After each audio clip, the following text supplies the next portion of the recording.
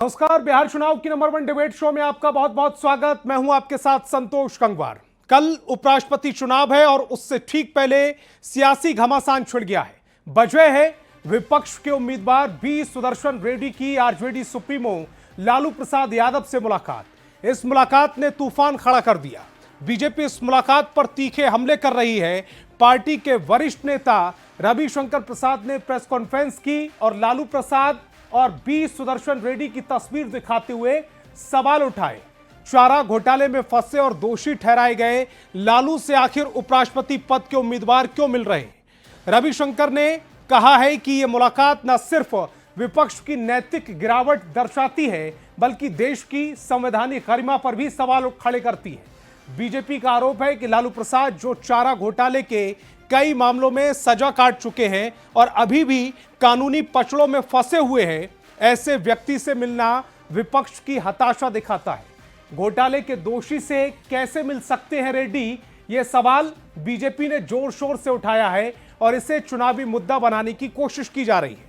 अब सवाल यह कि क्या यह मुलाकात वाकई इतनी विवादास्पद है? विपक्ष का कहना है कि यह सिर्फ राजनीतिक चर्चा थी जहां गठबंधन को मजबूत करने पर बातचीत हुई। लालू प्रसाद यादव बिहार की राजनीति के किंग मेकर माने जाते हैं और उनके समर्थन से विपक्ष को फायदा मिल सकता है, लेकिन बीजेपी इसे भ्रष्टाचार के साथ गठजोड़ बता रही है। दरअसल चारा घोटाला 1990 के दशक का वो बड़ा स्कैंडल था जिसमें पशु चारे के नाम पर करोड़ों रुपए की हेराफेरी हुई थी। लालू प्रसाद उस वक्त बिहार के मुख्यमंत्री थे और सीबीआई की जांच में उन्हें दोषी पाया गया। कई साल जेल में बिताने के बाद भी उनकी राजनीतिक सक्रियता बरकरार रही। बीजेपी पूछ रही है कि क्या उपराष्ट्रपति जैसे गरिमामय पद के लिए उम्मीदवार को ऐसे व्यक्ति से मिलना शोभा देता है? क्या यह विपक्ष की भ्रष्टाचार मुक्त भारत की बातों पर सवाल नहीं उठाता? पक्ष विपक्ष के इन्हीं आरोप प्रत्यारोपों पर करेंगे आज की चुनावी बहस। पूछेंगे क्या नैतिकता चुनाव जीतने से ऊपर है या फिर सत्ता हासिल करने के लिए सब जायज है? सबसे पहले एक रिपोर्ट दिखाते हैं।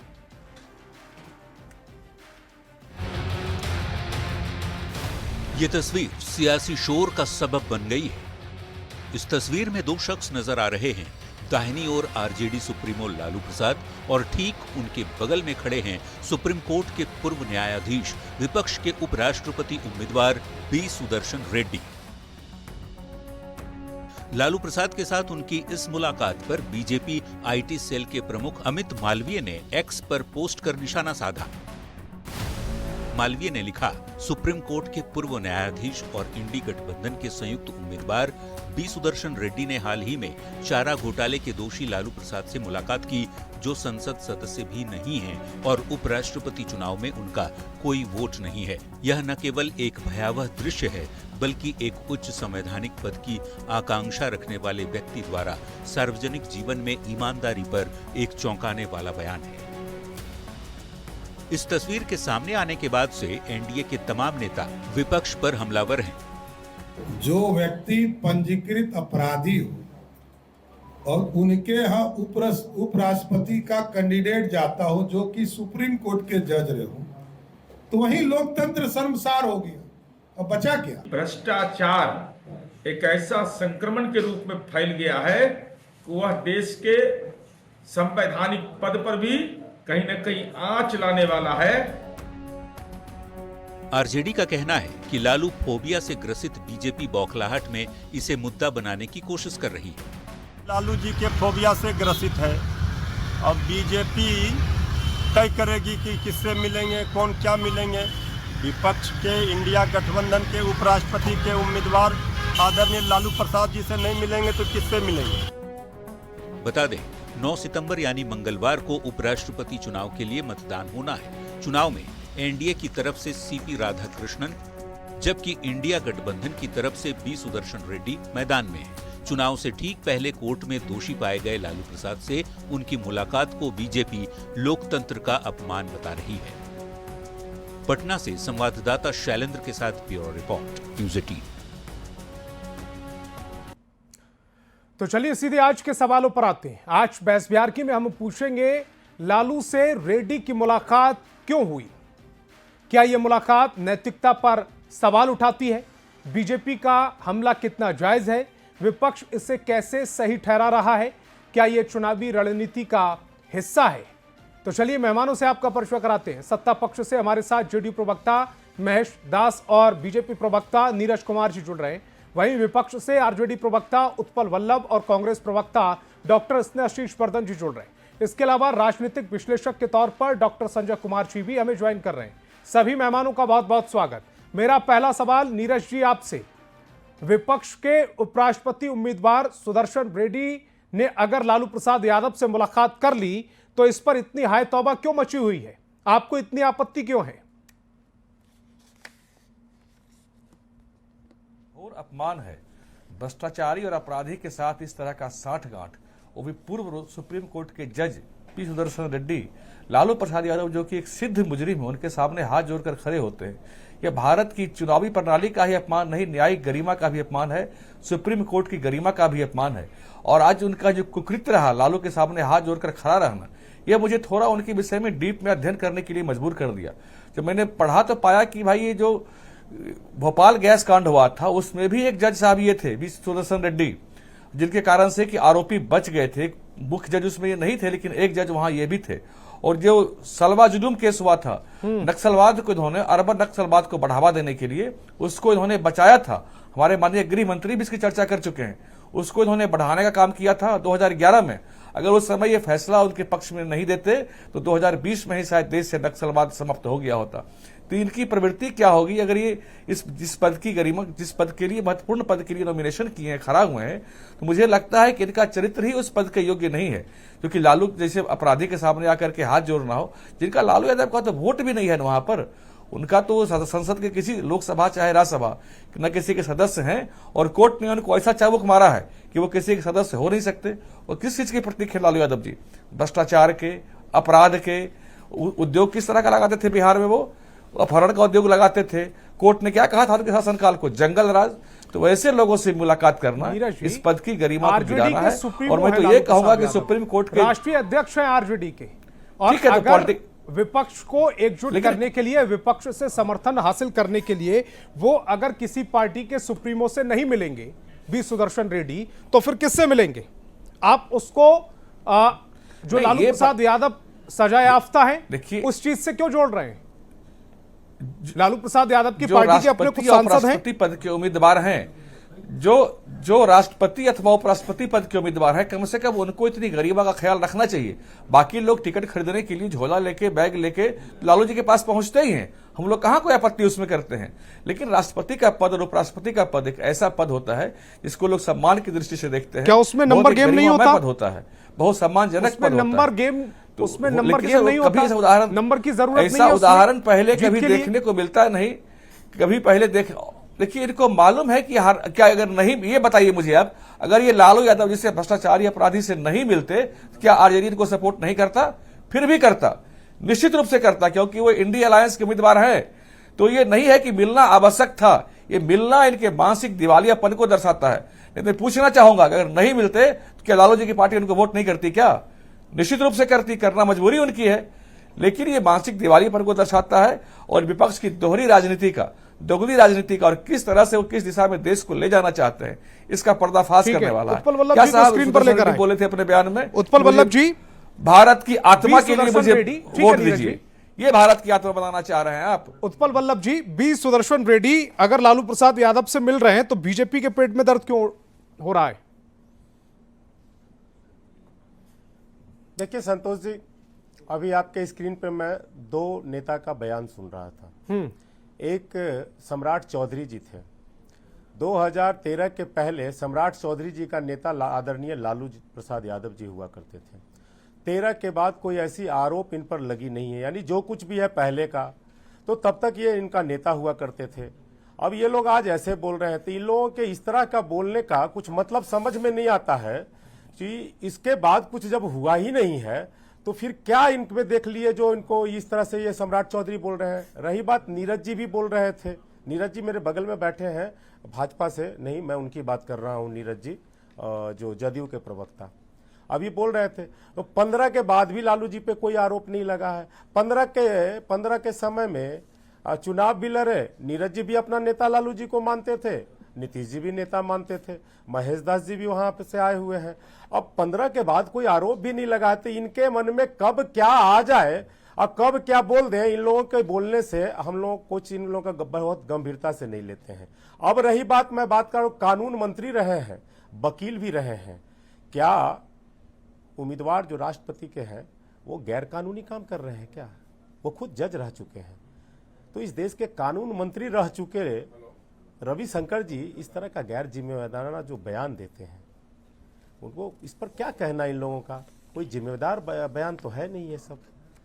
आदरणीय लालू जी इंडिया ब्लॉक के बिहार के सबसे वरिष्ठ नेता हैं और उनसे उनकी मुलाकात हो रही है।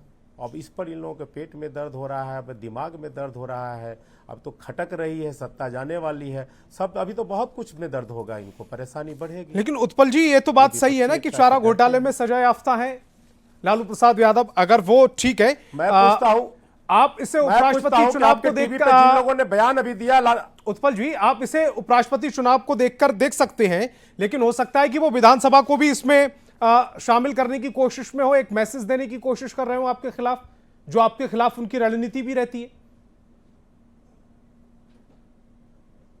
नहीं, देखिए मैं पूछता हूं कि मैं आपसे पूछ रहा हूं कि जो लोग अभी बयान दे रहे थे, ये 15 और 13 तक तो आदरणीय लालू जी को नेता मान रहे थे, तो 15 और 13 तक बार बार जो आरोप की बात कर रहे हैं, तो 15 और 13 के बाद कोई जब आरोप नहीं है तो इनको तो जब मन हो तब आरोप लगाना है, जब मन हो तब नेता कह देना है। इन लोगों से न पूछिए ये सवाल उनसे पूछिए कि 12 और 15 के पहले आप नेता क्यों मान रहे थे उनको।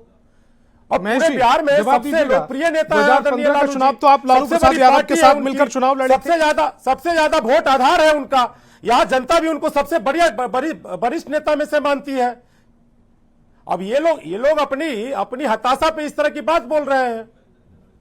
महेश जी 2015 का चुनाव तो आप लालू प्रसाद यादव के साथ मिलकर लड़े थे, चारा घोटाला में सजा याफ्ता तो वो पहले से नहीं नीतीश जी नेता मान के लड़े थे, मुख्यमंत्री चेहरा नीतीश जी थे, लेकिन गठबंधन के नेता आदरणीय लालू जी थे। महेश जी जवाब दीजिएगा। देखिए संतोष जी, देश का दूसरा सर्वोच्च पद है उपराष्ट्रपति का, और उसी संवैधानिक कानून के तहत भ्रष्टाचार में संलिप्त लालू प्रसाद यादव जी हैं। और ये जो कह रहे हैं कि 2015 में गठबंधन के नेता आदरणीय नीतीश कुमार जी थे, लालू यादव जी भी नीतीश कुमार जी को नेता माने थे, ये भूल गए हैं, इनको नहीं पता है शायद। और ये लोग तो लालू प्रसाद यादव जी को जिस तरह से राजनीतिक रूप से अपहरण कर लिए हैं और जिस तरीके से वो बीमार रहते हैं, ये लोग तो उनको परेशान भी करने जाते हैं। और बताइए ना कि एक न्याय प्रिय आदमी भ्रष्टाचारी आदमी से जाकर हाथ जोड़ते हैं वोट के लिए। अरे भाई, आपको वोट के लिए ही हाथ जोड़ना था तो जाके हरियाणा वाले संजय यादव जी से जोड़ लेते, वो वोट भी देंगे। मनोज झा जी, जिनको परसों ही शक्ति यादव जी बाइट दे रहे थे तो चुप करा दिए थे एक लाइन में, उनसे जाके मिल लेते तो वो वोट देते। इन लोगों के पास बिल्कुल हताशा का परिचायक हो चुके हैं, इन लोगों के पास कोई अपना नैतिकता है ही नहीं, इसलिए ये लोग सिर्फ उलट पुलट का काम करते हैं, इनको और कोई मुद्दा तो है नहीं। और इनको रिजल्ट क्या होना है उपराष्ट्रपति का, ये आप लोगों को भी पता है और देश को भी पता है।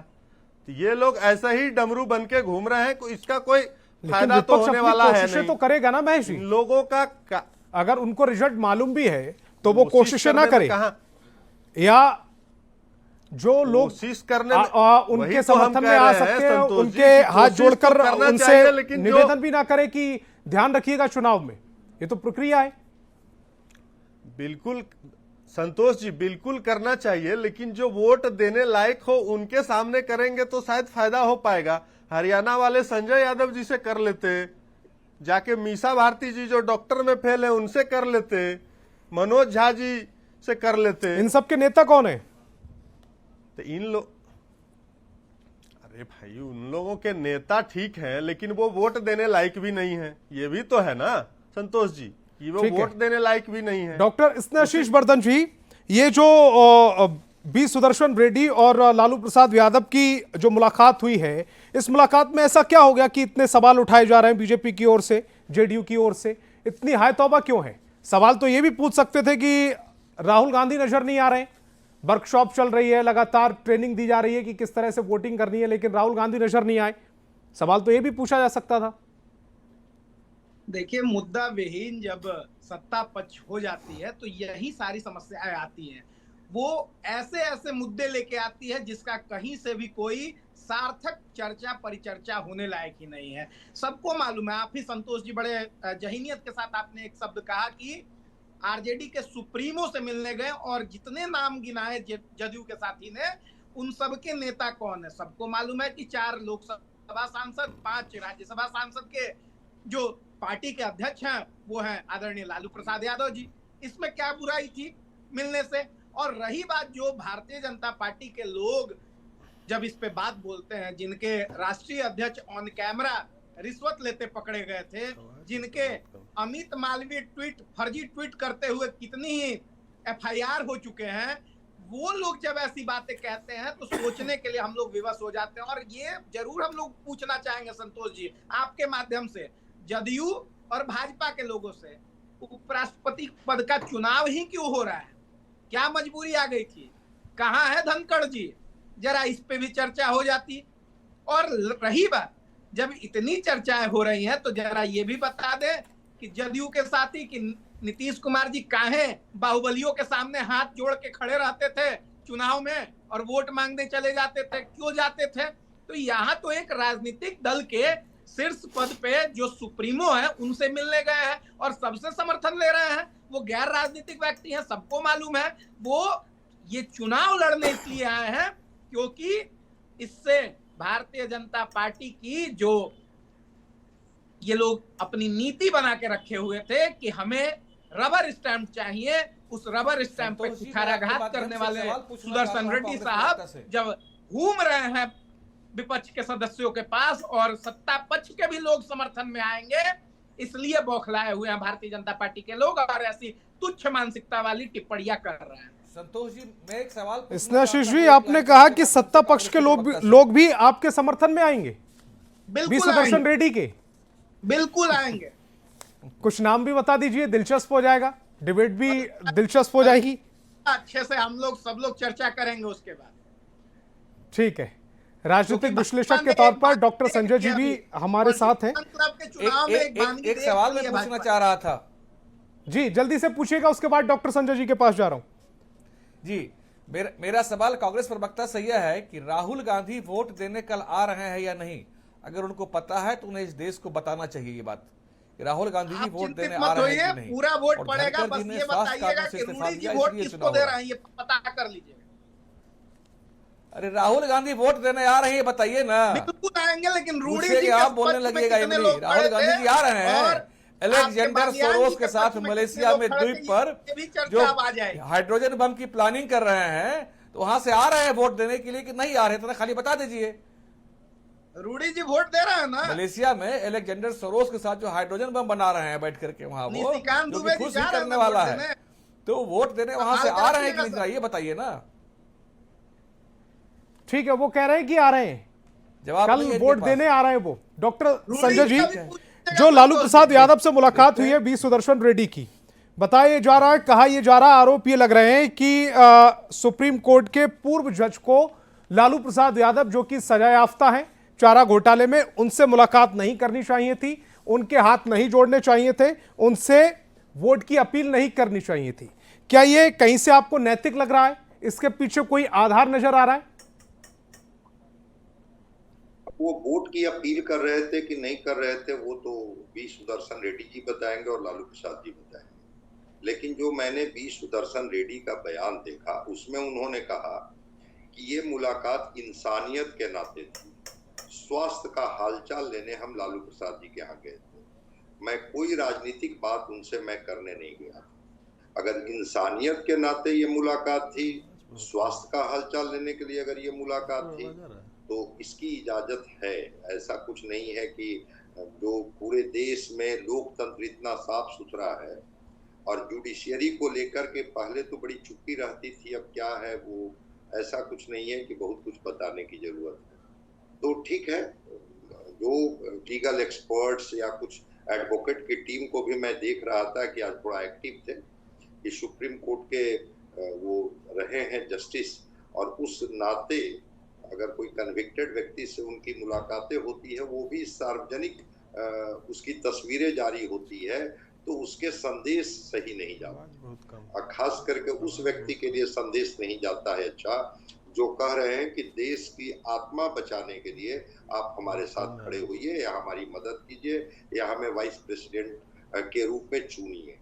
तो ये अलग अलग तर्क हैं। अब इस तर्क वितर्क से ज्यादा इम्पोर्टेंट ये है कि अगर इंसानियत का तकाजा कोई व्यक्ति ने दे दिया तो बाकी चीजें खत्म हो जाती है। अगर स्वास्थ्य का हवाला दे दिए, परिवार में ही कोई व्यक्ति कन्विक्टेड हो और उसका परिवार का कोई व्यक्ति अगर रिटायर्ड सुप्रीम कोर्ट का जस्टिस हो, तो क्या ये कटसी मुलाकात नहीं हो सकती है क्या? ठीक है, राजनीति में एंगल तलाश लिया जाता है, उसके ये मायने तलाश लिए जाते हैं, उनको ग्रिल करने की कोशिश की जाती है, लेकिन मैं इससे सहमत हूं कि अब कोई पार्टी से अछूती नहीं। कोई छिप करके मिलते हैं, कोई सार्वजनिक तौर पर मिलते हैं।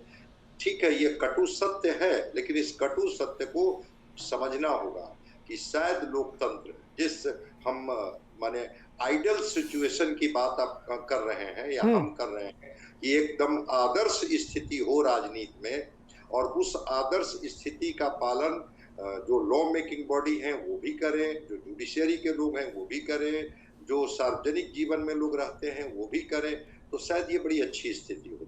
लेकिन ऐसा होता कहाँ है? होता तो नहीं है।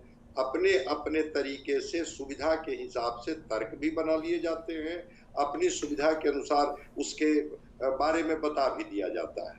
मैं मानता हूं कि बिल्कुल कन्विक्टेड हैं लालू प्रसाद जी। इस सच को किसी को बताने में क्या दिक्कत है? हैं कन्विक्टेड, सजा याफ्ता हैं। लेकिन जब उन्होंने कहा कि ये मुलाकात कोई राजनीतिक मुलाकात थी ही नहीं, मैं उनकी पार्टी के सदस्यों के वोट के लिए नहीं गया था उनके पास, मैं तो इंसानियत के नाते चला गया था, स्वास्थ्य का हालचाल लेने चला गया था। तो कोई व्यक्ति पटना में हो, किन्हीं का हालचाल लेने के लिए अगर जा रहे हैं, ऐसा तो पक्ष विपक्ष में भी होता है। जो सत्ताधारी पार्टी के लोग होते हैं, जितनी भी नाराजगी हो सिद्धांत के आधार पर, विचारधारा के आधार पर, लेकिन स्वास्थ्य का हालचाल लेने तो लोग जाते हैं। मैं मानता हूं कि इसको बहुत तूल देख करके कोई एंगल देने की जरूरत नहीं है कि अगर उनकी मुलाकातें हो गई और वो मुलाकात में। लेकिन डॉक्टर संजय जी, ये बीजेपी को या जेडीयू को शूट कर रहा है। विधानसभा चुनाव भी ज्यादा दूर नहीं है, तो इसीलिए उनको शूट कर रहा है कि एक व्यक्ति, ऐसा व्यक्ति जो उपराष्ट्रपति पद का दावेदार है और ऐसे व्यक्ति से मिलने जा रहा है जो सजायाफ्ता है। दरअसल उनका फोकस है सजायाफ्ता और लालू प्रसाद पर, ताकि वो माहौल बना सके। अच्छा, बीजेपी की बात तो मैं नहीं करूंगा, लेकिन जेडीयू के मुख्यमंत्री जब नीतीश कुमार जी थे, तो लालू प्रसाद जी उस समय सजायाफ्ता थे कि नहीं थे? और नीतीश कुमार जी संवैधानिक पद पर बैठे हुए थे कि नहीं थे? तो क्या इनकी मुलाकात नहीं होती थी? भाई, इसी बिहार ने उस घटनाक्रम को देखा है ना, जब दो बार गठबंधन बदला, नीतीश कुमार बतौर मुख्यमंत्री रहे, और उस समय लालू प्रसाद जी से मुलाकात और बात नहीं होती थी क्या? मैं तो कह रहा हूं कि वो आदर्श स्थिति है क्या भारत में? अगर है तो सवाल उठाइए, कहीं कोई दिक्कत नहीं है। लेकिन अगर नहीं है और वो वी सुदर्शन रेड्डी ने अपने को ये कह के किनारे कर लिया कि ये मुलाकात स्वास्थ्य का हालचाल लेने के लिए मुलाकात थी, ये मुलाकात को केवल इंसानियत के नजरिए से देखिए, अगर और किसी नजरिए से देखिएगा तो शायद आपको दिक्कत होगी या आप इसको हमको ग्रिल करेंगे। लेकिन जहां इंसानियत की बात हो जाती है तो वहां पर चीजों को छोड़ देनी चाहिए। नीरज जी, अगर स्वास्थ्य का हालचाल लेने के लिए कोई व्यक्ति किसी ऐसे व्यक्ति के पास जाता है जो बीमार है, और जो व्यक्ति जा रहा है वो उपराष्ट्रपति पद का उम्मीदवार है, तो क्या इस पर सियासी एंगल तलाशना जरूरी है? जबकि वी सुदर्शन रेड्डी ये कह रहे हैं कि वो तो मानवता के लिहाज से गए थे। जी नहीं, बिल्कुल मैं इस बात से सहमत नहीं हूं। वी सुदर्शन रेड्डी जी का जो स्पष्टीकरण आया है वह बिल्कुल मानने योग्य नहीं है। बिहार का बच्चा समझता है कि वो किस लिए मिलने आए, क्यों मिलने आए। एक तरफ जहां भाजपा का संकल्प है कि राजनीति साफ सुथरी हो, सुचितापूर्ण राजनीति हो, वही पता नहीं विपक्ष क्या कर रहा है। मैं बार बार कह रहा हूं, यह कोई विधायक का चुनाव नहीं है, मंत्री का चुनाव नहीं है। राष्ट्रपति, उपराष्ट्रपति, इस देश में दो ऐसे पद होते हैं जिनको देश के लोग हमेशा सम्मान भरी निगाहों से देखते हैं। और आप साहब सुप्रीम कोर्ट के जज थे, आप अगर नहीं मिलते लालू यादव से तो क्या आरजेडी आपको वोट नहीं देती? मैं तो ये सवाल बार बार पूछ रहा हूं। लेकिन आपने मिल करके नैतिक मूल्यों को गिराया है, आपने कोर्ट की गरिमा को भी खराब किया है। 25 से अधिक वकीलों ने भी, सुप्रीम कोर्ट के वकीलों ने इस पर अपनी प्रतिक्रिया दी है और इसे निंदनीय बताया है। तो ऐसी विद्वान वकील ऐसे थोड़े बता रहे हैं। इस तरह की घटना राजनीति को शर्मसार करती है और उस पद की गरिमा को भी शर्मसार करती है। पद की आकांक्षा में, लोलुपता में इतना नहीं गिरना चाहिए कि नैतिकता आपकी समाप्त हो जाए। यह आपके आचरण को दर्शाता है और कानूनी हलकों में भी इसकी बड़ी जोरदार निंदा हो रही है। यह विपक्ष की सत्ता का लिप्सा है और दिवालियापन है। ये दर्शाता है कि वो कितनी हड़बड़ी में है, कितनी अकलाहट में है। मतलब बड़ा स्पष्ट है साहब, आप इंडिया अलायंस के महाठगबंधन के आप उम्मीदवार हैं। मैं तो बड़ा स्पष्ट कहता हूं, अगर आप नहीं भी मिलते तो भी आपको वोट देता। लेकिन आपने मिल करके अपने नैतिक मूल्यों का परिचय दिया कि आप जब कहीं गलती से बनते हैं तो आप किस तरह से संविधान का पालन करेंगे, यह दर्शाता है कि आप किस तरह से संविधान का पालन करेंगे। यह दर्शाता है कि आपका संविधान में भरोसा नहीं। नीरज जी, ये तो सच है ना कि लालू प्रसाद यादव जी की तबीयत ठीक नहीं है, ये तो सच है। मैं सारे घटना बताता हूं, आपको बड़ा स्पष्ट हो जाएगा जी। हमारे परिवार में एक परिवार के सदस्य जैसे हमारे एक जज रहे पटना डिस्ट्रिक्ट कोर्ट और हाई कोर्ट में। एक बार मेरे घर के गृह प्रवेश में मैंने उनको बुलाया तो पहले उन्होंने पता करवाया कि जमीन साफ सुथरा है कि नहीं, फ्लैट साफ सुथरा है कि नहीं, वहां जाना चाहिए कि नहीं जाना चाहिए। ये लोग इतनी गरिमा का पालन करने वाले होते हैं। लेकिन इस तरह से उस आचरण को, जिसको लोग सम्मान की दृष्टि से देखते हैं, इस तरह से उस आचरण को इस तरह से गिराना बिल्कुल अशोभनीय है और हम इसकी कड़ी निंदा करते हैं। और भाजपा निश्चित रूप से इस देश में एक साफ सुथरी और सुचितापूर्ण राजनीति करती है और उसी की अपेक्षा भी करती है। कम से कम राष्ट्रपति पद, ठीक है, उत्पल जी, पद की गरिमा को कायम रखे। ये लोग, देखिए आपका जवाब। देखिए, ये लोग संविधान को नहीं मानने वाले, ये लोग संविधान को नहीं मानने वाले लोग हैं। अभी नीरज जी बोल रहे थे कि विपक्ष के उम्मीदवार, किसी पार्टी के उम्मीदवार राष्ट्रपति और उपराष्ट्रपति के उम्मीदवार किसी पार्टी के नहीं होते हैं। यही कारण है कि व्हिप जैसे जो कानून है वो भी नहीं लागू होते हैं इसमें। तो इनको ये सब चीज़ कुछ मालूम है नहीं, या मालूम है भी तो ये मानते नहीं हैं संविधान को, और इनकी पुरानी आदत है संविधान को नहीं मानना।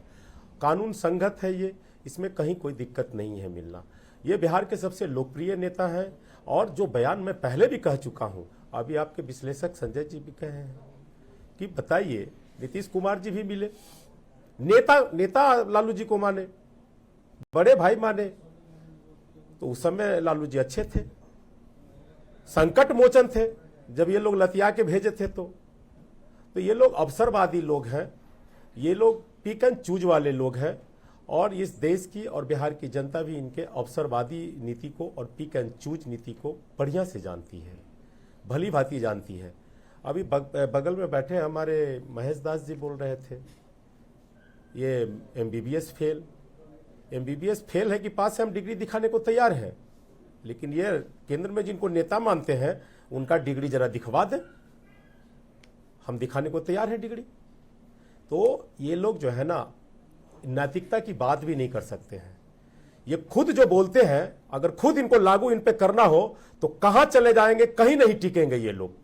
इसलिए जो तर्क देते हैं आप, जो बात करते हैं, आप उस पर खुद भी खरा उतरिए, तब ये बोलिए। अन्यथा इस तरह की थेरोलॉजी जनता समझती है, बिहार के लोग समझते हैं। इन लोगों से हमें कोई उम्मीद नहीं है, इन लोगों से कोई नैतिकता सीखने की भी उम्मीद नहीं है, न कोई संवैधानिक बात सीखने की जरूरत है, न नियम कानून सीखने की जरूरत है। ये हमेशा असंवैधानिक बात करते हैं, आचरण इनका इस तरह का रहता है। कानून को नहीं मानने वाले लोग हैं, संविधान को नहीं मानने वाले लोग हैं और अनैतिक लोग हैं ये लोग। ठीक है, महेश जी रखिएगा अपना पक्ष। उत्पल वल्लभ जी एक शब्द का प्रयोग किए कि लतिया के, ये भाषा आरजेडी का ही लंपट प्रवक्ता का हो सकता है, दूसरे का, किसी का, दूसरे पार्टी का नहीं हो सकता। ये भाषा का प्रयोग करना, नीतीश जी बोले कि अरे भाई, आप जिस नैतिकता और जिस संविधान की बात करते हैं, जिस नैतिकता और संविधान की बात करते हैं, उसमें शब्दों की भी मर्यादा होती है। नरेंद्र मोदी जी आपको इतना नहीं पता है तो आपको पढ़ लेना चाहिए। आप लोग लंपट हैं, लालू यादव जैसे लंपट की राजनीति करता है, वैसे ही आप लोग मुख्य प्रवक्ता भी है, क्षेत्रीय पार्टी को समाप्त करना चाहते हैं। समझे? भाषा की मर्यादा को ख्याल रखिए। ने इनके 6 विधायक को नहीं अपने में शामिल करा लिया। काम करिएगा सब गलत, गठबंधन उसके में बाद आते बात हुए करिएगा सिर्फ नैतिकता और संविधान की। आपको संविधान और नैतिकता की समझ है? चाहता हूं एक जैसा भी समझ है आपने ये कहा था या नहीं कहा था? भ्रष्टाचार के नायक आप नरेंद्र लोग मोदी हैं जी और एनडीए और जो बात है करते हैं दूसरे का। वो क्षेत्रीय पार्टी का प्रयोग करना सीखिए, नहीं तो समाज हंसेगा आप पे। इस देश में क्या आप बात करते हैं? लोकतंत्र पढ़े लिखे अपने आप को कहते हैं, संविधान की बात करते हैं। आपको शब्दों की मर्यादा नहीं समझ में आती है कि शब्द का क्या प्रयोग होना चाहिए किसी नेता के लिए। चूज वाले लोग हैं, जब इनको जो सूट करता है ये बोलते हैं, जब इनको जो सूट करता है ये भाषा यही लंपट आरजेडी के 16×8 पढ़े लिखे प्रवक्ता का हो सकता है, दूसरे का नहीं हो आपसे सकता है। ज्यादा पढ़ा लिखा की बात करते हैं संतोष जी, इन लोगों की इतनी नैतिकता नहीं है कि शब्दों का प्रयोग कम से कम संवैधानिक तौर पे करें। ये लोग ये लंपट लोग हैं, इनको बिहार की जनता जो है 20 साल से खदेड़ के बाहर कर दिया। लंपट लोग को इतना भी समझ में नहीं है कि डिबेट में बैठे हुए हैं, आपकी मर्यादा को पूरा देश और राज्य देखता है टीवी के माध्यम से, लेकिन इनको शब्दों का प्रयोग करने में सही से नहीं आता। ये लंपट लोग हैं, ये जाहिल और जफाक लोग हैं, ये वही चरवाहा विद्यालय के लोग हैं जिनको नैतिकता और संविधान से कोई मतलब नहीं है। चौथी पास का सर्टिफिकेट दिखाइए ना। अरे 9वीं फेल के नेता मानने वाले लोग का सब यही हो सकता है। 9वीं फेल नेता का प्रवक्ता का यही शब्द का प्रयोग कर सकते हैं। आपसे कोई उम्मीद भी नहीं है। आपका यही चरित्र ही रहा है। राष्ट्रीय जनता दल का उदंडता लंपटई यही शब्द का प्रयोग ही। ठीक है, मैं इसी टॉपिक पर आपस में नहीं टॉपिक पर लागू होता है आपके पास। ठीक है, मैं इसी टॉपिक पर बोलिएगा। आपके पास है क्या भाई? आप यही लंपटाई सीखे ही हैं, आपके नेता ही लंपटाई करते हैं, तो आप क्या करिएगा? आपका भी वही चरित्र है ना जी। टॉपिक पर बोलिएगा, मैं इसी टॉपिक पर बोलिएगा। जो मुलाकात हुई है इस पर बोलिए, क्या आपत्ति है आपको इस मुलाकात में? और अगर विपक्ष से मुलाकात नहीं करेंगे विपक्ष के उम्मीदवार, तो फिर किससे करेंगे? 2015 की स्थिति जो थी वो आज भी है, तो उस समय नीतीश जी क्यों मिले थे? ये बात पूछिए ना इनसे। इनका क्या था? इनकी क्या नैतिकता इनको पता कहाँ है? 2015 में तो माननीय नीतीश जी ने इनको संजीवनी दे दिया है। अभी आप इनके 9वीं फेल नेता भी अभी विपक्ष के नेता के काबिल हो गए, नहीं तो हाफ पैंट पहन के घूमते कहीं। आप मुख्यमंत्री पद के लिए पलटी मारने वाले लोग पता कहाँ है? मुख्यमंत्री पद के लिए आदरणीय इस्तीफा देने नीतीश वाले जी के लोग, कारण आपके जो नेता आप है 9 बार इस्तीफा दिए, लक्ष्मी बता सकते हैं यादव, वो 2 बार उप आप बिहार के मुख्यमंत्री लोगों बन को गया ठगे, है। 9 बार ठगे, अरे इसका दे आप सकते हैं। कितना, आप तो बिहार के लोगों को लूट लिए आप हैं। ऐसी के लोगों को आप ठगे, उसमें 9 बार में करने से कोई फायदा नहीं है। समय जाया हो रहा है डिबेट का। पशुओं का चारा लूटने वाले लोग बात करते हैं। जी, मैं इसी करोड़ का करने से कोई फायदा नहीं है। लिया हो ये डिबेट का वक्त जाया हो रहा है। मेरे पास बाकी भी 2 मेहमान हैं। प्लीज सबसे पहले मैं इसी टॉपिक पर अपनी बात को रखिएगा। जो तस्वीर सामने आई है, मैं इसी जो तस्वीर सामने आई है जिस पर चोर से मैं इसी जो तस्वीर सामने आई है जिस पर आप आपत्ति जता रहे थे, इस पर बोलिएगा। चुनाव लड़ने वाले लोग अपराधी से मिलने जा रहे हैं। राष्ट्रपति का उम्मीदवार गए, उन्होंने बताया कारण कि उत्पल जी ठीक है, आपने अपने समय पर बात रख दी ना। ये बात बताइए आप। उत्पल जी, आपने अपने समय पर बात रख ली। एक बार महेश जी को सुन लें, उसके बाद डॉक्टर स्नेहाशीष जवाब वर्धन तो जी के नहीं पास देते हैं आऊंगा। ना। आप जवाब मांग लीजिए जो मैं मांग रहा हूं। मैं जो सवाल कर रहा हूं उसका जवाब मांगिए आप। मैं उसका वो सवाल जो आप अब कर रहे हैं मैं पहले ही पूछ चुका हूं उनसे 2015 को लेकर। फिर से पूछ लेता हूं। 2015 में जब आप लालू प्रसाद यादव के साथ गए थे, उस समय आपको नहीं पता था ये सजाया आपका? 2015 का चुनाव लड़ा गया था, इनको कहां पता है? 140 करोड़ पता ही नहीं है, जवाब नहीं देंगे ये। अरे इनको पता कहां है? ये पढ़ते लिखते नहीं है ना। 2015 का चुनाव आदरणीय नीतीश कुमार जी के नेतृत्व में लड़ा गया था। नेता नीतीश कुमार जी थे, इनको नहीं पता है। लेकिन आपने समर्थन तो लिया था ना आरजेडी का। आप इस टीवी पे बैठे महेश जी, आपने समर्थन तो लिया था ना, गठबंधन तो किया था ना उनके साथ। लोग भली भांति जानते हैं, भली भांति जानते हैं कि नीतीश कुमार जी खुद ने कहा लगातार ये मेरे नेता रहे हैं। 2015 किए जा रहे हैं। लालू जी हमारे नेता रहे हैं, नीतीश कुमार जी बोले हैं।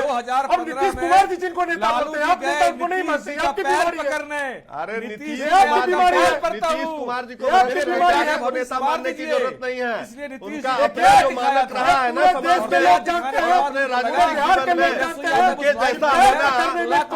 एक साथ सभी नहीं, एक साथ सभी नहीं, प्लीज एक साथ सभी नहीं, छोटा नरेंद्र मोदी एक साथ सभी नहीं। डॉक्टर स्नेहाशीष वर्धन जी को स्क्रीन पर लेकर आए ताकि सबकी आवाज जाऊं। समय जाया हो रहा है। डॉक्टर स्नेहाशीष बर्धन जी को स्क्रीन पर लेकर आए, बाकी सबकी आवाज कम। डॉक्टर स्नेहाशीष बर्धन जी, कल उपराष्ट्रपति पद को लेकर वोटिंग होनी है और तेजस्वी माफ कीजिएगा राहुल गांधी आज नजर नहीं आए। हालांकि प्रधानमंत्री नरेंद्र मोदी अपनी कार्यशाला में नजर आए थे, आखिरी कतार पर बैठे हुए थे, और हालांकि राहुल गांधी अब तक नहीं देखे गए हैं। ये इतना क्या राहुल गांधी के लिए उपराष्ट्रपति जो पद का चुनाव है वो बहुत महत्वपूर्ण नहीं है? कहां पर है राहुल गांधी?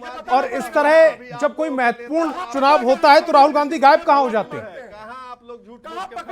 महत्वपूर्ण चुनाव है और ये चीज मैं पूरी जिम्मेदारी के साथ कहना, पहले शांत कराइए महेश दास को, शांत कराइए। अपने बारी पे नहीं बोलते हैं और बाकी बोलते रहते हैं। बाकी सभी मेहमानों की आवाज डाउन, डॉक्टर स्नेहाशीष बर्धन जी की आवाज ऊपर रखिएगा जी।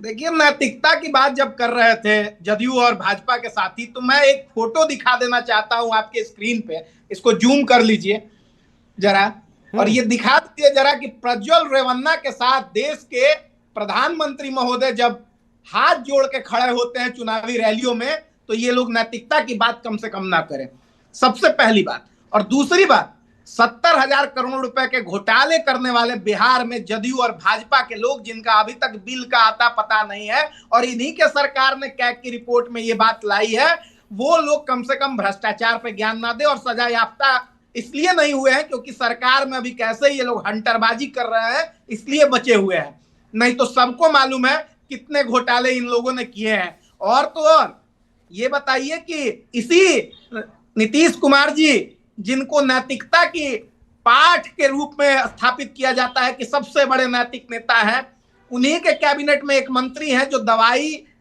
नकली दवाई बनाने के लिए राजस्थान में सजा याफ्ता हुए हैं, मंत्री पद से हटा दिए, नहीं हटाए ना। तो ये लोग कम से कम नैतिकता की बात ना करें। और रही बात राहुल गांधी जी की, राहुल गांधी जी समय पर आएंगे, उन्होंने इसके लिए व्यापक मीटिंग पहले ही कर चुकी है। और ये चुनाव, चूंकि आपको भी मालूम है कि पार्टी बेसिस पे नहीं होता है, ये लोकतांत्रिक चुनाव है, इसमें सभी सांसद राज्यसभा लोकसभा के अपना मताधिकार प्रयोग करेंगे। लेकिन इन सब चीजों के बीच में जब नैतिकता पे ये पूरा डिबेट हो रहा था, लेकिन तो स्नेहाशीष जी, इंडिया गठबंधन का चेहरा कौन है? कम से कम इंडिया गठबंधन के सबसे बड़े नेता कौन है? आप राहुल गांधी जी हैं। राहुल गांधी जी हैं। और जो उम्मीदवार उतारा गया है बी सुदर्शन रेड्डी, आपको मालूम है सुदर्शन रेड्डी वो इंडिया गठबंधन के उम्मीदवार हैं, तो वो बीच में गए थे, आपको मालूम होगा, आपको याद होगा, वो बीच में गए थे इसी मीटिंग के लिए। और दूसरी बात मैं यहाँ पे बता देना चाहता हूं कि कम से कम ऐसे लोग ना बोले भ्रष्टाचार पर और सजा याफ्ता पे। मैं तो राहुल गांधी पर बात करना चाह रहा हूं। पार्टी के वॉशिंग मशीन में धुल जाते हैं और अपने आप को साफ सुथरा बनने लगते हैं। मैं तो आपसे राहुल गांधी पर बातचीत करना चाहता हूं। राहुल गांधी जी बिहार यात्रा करने के बाद से अचानक से गायब हो गए, वो नहीं दिखे। अचानक से नहीं गायब हुए, कहां गए ये जानना चाह रहा है। कहां गए, किस काम से गए, किस पर्पस से? मालूम है मलेशिया गए, धनखड़ जी की तरह गायब हो गए क्या? मलेशिया गए हैं, सबको मालूम है। लेकिन धनखड़ जी का फ्लैट खोज लिया गया है। अभय चौटाला की फार्म हाउस में 22 किलोमीटर दूर रह रहे हैं राष्ट्रपति, जो उपराष्ट्रपति भवन उनको मिला था, उससे 22 किलोमीटर दूर दिल्ली में ले जाके उनको बसाया गया अभय चौटाला जी के प्राइवेट फार्म हाउस में। इस पे जरा बयान दे दिया जाए कि धनखड़ जी आखिर क्यों इतने जल्दी व्याकुल होके पद छोड़ दिए, क्या हुई थी बातें। उन्होंने अपना हवाला दिया था, स्वास्थ्य का हवाला देकर हो जानी चाहिए एक बार। कारणों का हवाला दिया, उन्होंने स्वास्थ्य कारणों का हवाला देकर इस्तीफा दिया। स्वास्थ्य कारणों का हवाला देकर इस्तीफा दे रहा है, आपको उनकी भी मंशा पर सवाल खड़े करनी है। क्योंकि सबको मालूम है कि धनखड़ जी से इस्तीफा लिया गया है और ये भारतीय जनता पार्टी के निरंकुश लोगों ने किया है। और कौन निरंकुश है, कौन तानाशाही परवरिष्ठ है, ये बताने की जरूरत किसी को नहीं। ठीक है, डॉक्टर संजय जी को स्क्रीन पर लेकर आए। डॉक्टर संजय जी, राहुल गांधी मलेशिया में है, कल राष्ट्रपति उपचुनाव को लेकर वोटिंग होनी है और राहुल गांधी बताया जा रहा है कि संभवतः आ जाएंगे। मेरा सवाल यह है कि इंडिया गठबंधन का उम्मीदवार लगातार सबके संपर्क में जा रहे हैं, अपने लिए वोट की अपील कर रहे हैं, लेकिन इंडिया गठबंधन का सबसे बड़ा चेहरा राहुल गांधी, जो कांग्रेस दावा करती है, वही नहीं है। तो क्या इसका असर चुनाव पर नहीं पड़ेगा? क्या जो एनडीए में जो दल हैं, जो इस समय नरेंद्र मोदी के साथ मिलकर खड़े नजर आ रहे हैं, क्या उनके साथ ये कोशिश की गई कि वो बी सुदर्शन रेड्डी को लेकर अपना जो मताधिकार है इधर इस्तेमाल कर लें? नहीं, वो रहना चाहिए। राहुल गांधी जी अगर मलेशिया में हैं, अब कौन सा आवश्यक काम से मलेशिया में है वो तो राहुल गांधी जी ही बताएंगे। लेकिन अगर वो गंभीर होते अपने उम्मीदवार के प्रति तो वो भारत में होते। मैं देख रहा था कि एनडीए हो चाहे इंडिया गठबंधन हो, अलग अलग राज्यों के जो मेंबर ऑफ पार्लियामेंट हैं, चाहे वो लोकसभा के सदस्य हों या राज्यसभा के सदस्य हों, उनके साथ उनकी बैठकें चल रही है। मैंने तो यहाँ तक देखा कि एक मॉक टेस्ट भी चल रहा है। पिछली बार भी कुछ वोट जो है वो इनवैलिड हो गए थे, तो कैसे कोई वोट इनवैलिड न हो जाए और कैसे हमारे उम्मीदवार को अधिक से अधिक वोट आए, इसको लेकर के पार्टियां गंभीर। वैसे इंडिया गठबंधन के बड़े चेहरे भाई 93-99 सांसद जिनके हों और वो मलेशिया में हों, तो अब वो तो राहुल गांधी बता सकते हैं कि शायद अगर उम्मीदवार बी सुदर्शन रेड्डी उनके हैं तो फिर इस उम्मीदवार के प्रति इतने गंभीर क्यों नहीं है, और इससे आवश्यक कौन सा काम है जो मलेशिया में उनका होना ज्यादा जरूरी है? कल तो वोटिंग ही है। तो जो भी होमवर्क होता है, जो भी बताने की बात होती है, वो आत्मा की आवाज, अंतरात्मा की आवाज, जिस तरह से संदेश देने की बात होती है, वो तो आज ही तक होगी और आज तक तो राहुल गांधी है नहीं। तो अगर राहुल गांधी जी नहीं है मतलब कि वो गंभीर नहीं है, या इस बात को समझ रहे हैं कि भाई जो आंकड़े हैं जो आपके स्क्रीन पर भी चल रहा है, सबको पता है कि लोकसभा और राज्यसभा के ही सांसद उनके वोटर होते हैं। उस मामले में जो रिक्वायर वोटिंग है उसमें एनडीए बढ़त में है, इंडिया गठबंधन वो नहीं पूरा कर पा रहा है अभी। तो हो सकता है कि मैं इससे सहमत हूं कि प्रेसिडेंट और वाइस प्रेसिडेंट का उम्मीदवार कोई गठबंधन का, कोई पार्टी का उम्मीदवार नहीं होता, लेकिन एक सिंबॉलिक तरीके से मान लिया जाता है कि ये सत्ता पक्ष के उम्मीदवार हैं, ये विपक्ष के उम्मीदवार हैं। अदरवाइज तो सहमति बनाने की कोशिश की ही जाती है कि भाई प्रेसिडेंट और वाइस प्रेसिडेंट में हम लोग सहमति बना करके और एक ऐसा उम्मीदवार दें जिसमें सब लोग सहमत हो। सहमति नहीं बनती है तब तो उम्मीदवार होते हैं।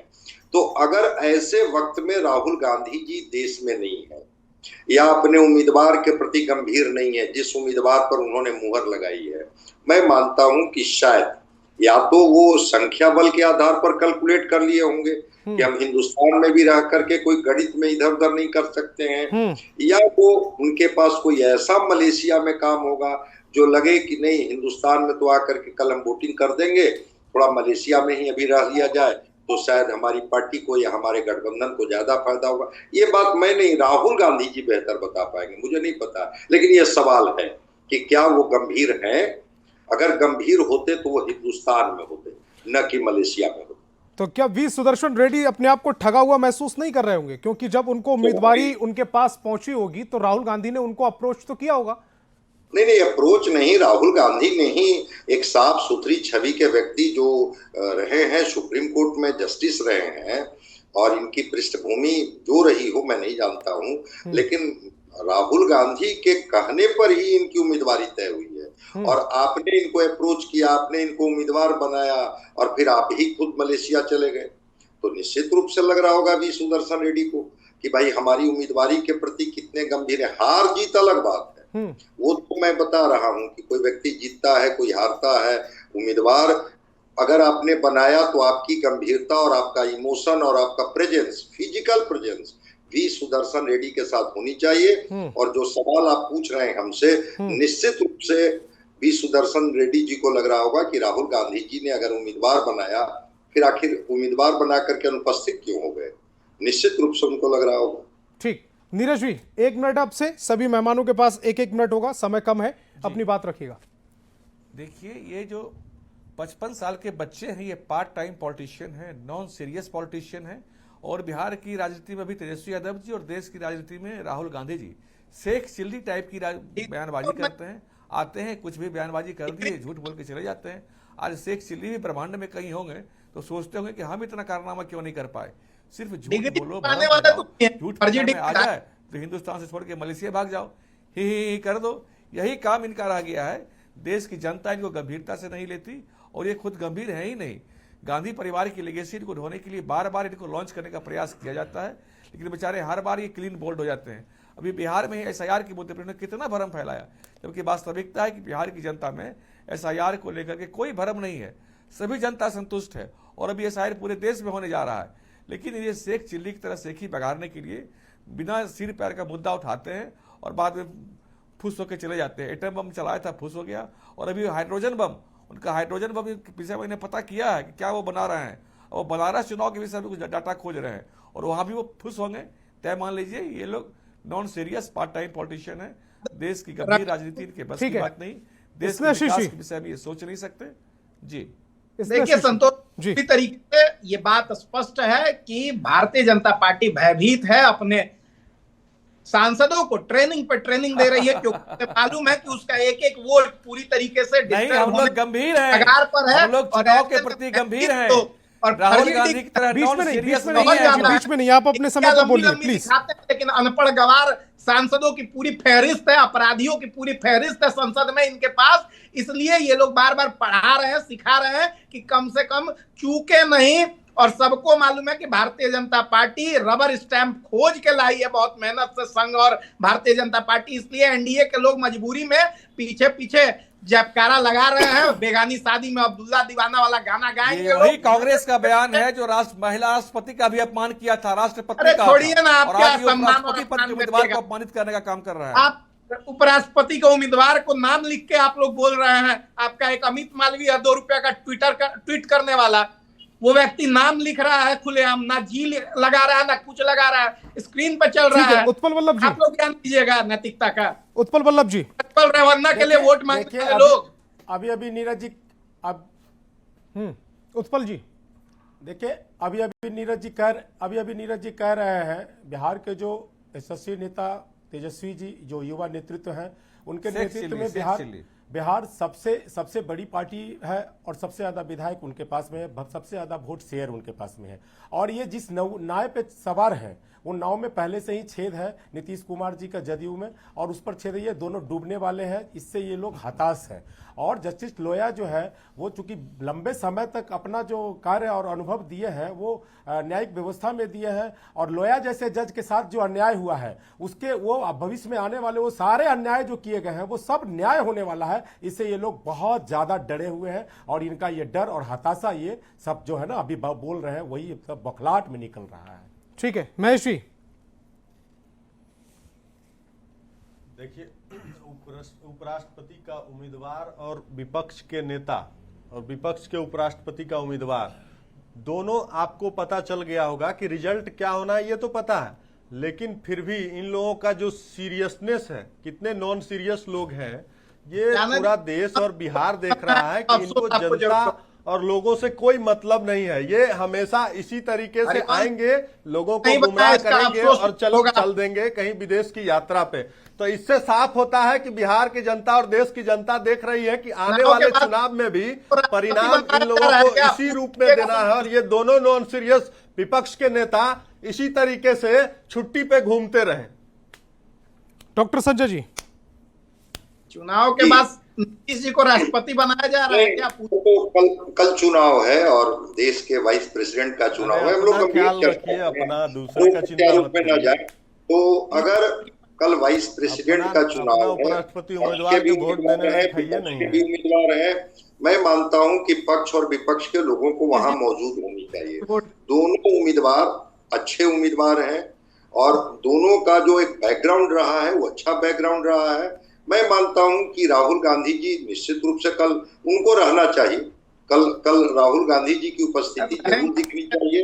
अगर नहीं दिखेगी तो हाँ जी, अगर वो नहीं दिखते हैं उसके बाद हम लोग उन पर सवाल उठाएंगे। लेकिन शायद अभी जब वाइस प्रेसिडेंट का उम्मीदवारी आपने तय किया कि हमारे उम्मीदवार वी सुदर्शन रेड्डी होंगे, अभी उनको देश में होना चाहिए था, देश में घूमना चाहिए था। जो मेरी अपनी समझ है, पार्टी की क्या समझ है मैं नहीं जानता हूँ। तो ये गंभीरता राहुल गांधी जी में अगर दिखती तो शायद हम लोग इस विषय पर बात ही नहीं करते कि कल वाइस प्रेसिडेंट का चुनाव है और राहुल गांधी जी कहाँ है। ठीक, इतने व्यक्ति हैं, गली गली वोट थोड़ी मांगा जाता है इसमें। स्नेहशीष जी कुछ कहना चाह रहे थे आप, बहुत देर से बीच बीच में आप इंटरप्ट कर रहे थे, जल्दी से अपनी बात को रखिएगा। हाँ। राहुल गांधी जी किस लिए मलेशिया और बैंकॉक जाते हैं बार-बार? नीरज जी इसलिए बैंकॉक राहुल गांधी जाते हैं। जदयू के साथी बेचारे पता नहीं हरिवंश जी को उपराष्ट्रपति बनाते बनाते कैसे इनको ला दिया गया। और दूसरी चीज एक और है कि चुनाव के बाद अपने विपक्ष के जिसको नेता मानते हैं भाई, वो तो मलेशिया घूमने चले गए हैं, तो वो कितने सीरियस हैं अपने उम्मीदवार के प्रति, और उम्मीदवार भी सोच रहे होंगे कि कैसे लोग के फेर में हम पड़ गए हैं, कि हमको सीरियस भी नहीं लेता है ये लोग। पाठ पढ़ाते रहिए। बिहार और देश की जनता तो देख रही है कि आप लोग नॉन सीरियस लीडर के नेतृत्व में आप लोग काम कर रहे हैं, तो बिहार की जनता आगे भी परिणाम उसी तरीके से देगी, चिंता मत करिए। तो लगे हुए हैं भाजपा के साथ, उससे अभी भी पीछे हट जाइए। नीरज जी रख लीजिए अपनी बात को, वरना आप कहेंगे कि मुझे नहीं बोलने दिया बाद में। जी नहीं, आप मुझे बोल रहे हैं कि बराबर मौका देते हैं, मैं इसके लिए आभार व्यक्त भी करता हूं। जी बोलिएगा। मौका मिलता है, लेकिन राहुल गांधी जी के विषय में फिर से एक बार बोलूं कि शेख चिल्ली की तरह सिर्फ सेखी बघारने से नहीं होगा। उनको अगर विपक्ष के नेता है तो गंभीर राजनीति करनी चाहिए, उनको कुछ भी बोल करके भाग नहीं जाना चाहिए। और वो बार बार विदेश क्यों जाते हैं, देश की जनता ये भी जानना चाहती है कि बैंकॉक मलेशिया क्यों जाते हैं। आज मलेशिया में वो जॉर्ज सोरोस के बेटे अलेक्जेंडर सोरोस के साथ हैं, क्या साजिश करते हैं उसे आप देश के खिलाफ, विदेशी लोगों से जो भारत के दुश्मन है उनके साथ मिलकर क्या साजिश करते हैं वो, जरा ये बताना चाहिए उनको। देश की जनता ये भी जानना चाहती है, नहीं तो आने वाले अपने जीवन के 90% चुनाव तो राहुल गांधी जी हरा चुके कांग्रेस को, और जो आने वाले समय में ये प्रतिशत 100 का हो जाएगा, जीवन का सारा चुनाव हारेंगे। देश का सबसे अविश्वसनीय चेहरा अगर कोई है आज देश में तो राहुल गांधी जी का चेहरा है। ठीक है उत्पल जी, आप भी जल्दी से 20 सेकंड में अपनी बात को रख लीजिएगा। देखिए, इनका जो विश्वसनीय चेहरा बिहार में आपको देख रहे होंगे वो नीतीश जी हैं, उनका परफॉर्मेंस लगातार देख रहे होंगे कि वो घट रहा है, तो इनका विश्वसनीय लगातार बढ़ रहा है, बिहार लगातार मेरे पास समझ जनता के बीच घूम रहे हैं, साथ जुड़े आपका बहुत बहुत शुक्रिया, और बैच चुनाव की मैं फिलहाल इतना ही।